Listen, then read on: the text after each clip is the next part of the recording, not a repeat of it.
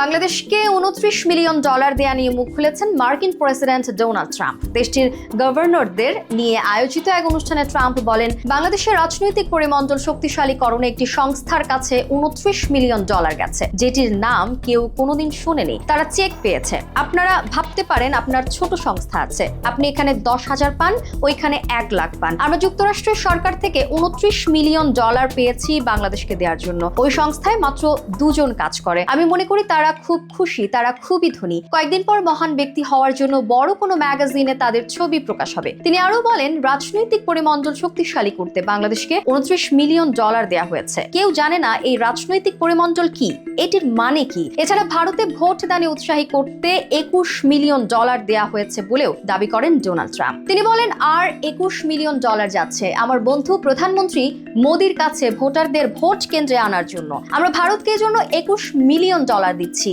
আমাদের ব্যাপারে কি? আমিও ভোট কেন্দ্রে ভোটারদের উপস্থিতি চাই। এদিকে বাংলাদেশের কোন সংস্থা যুক্তরাষ্ট্রের কাছ থেকে $29 মিলিয়ন পেয়েছে সেটি এখনো স্পষ্ট নয়।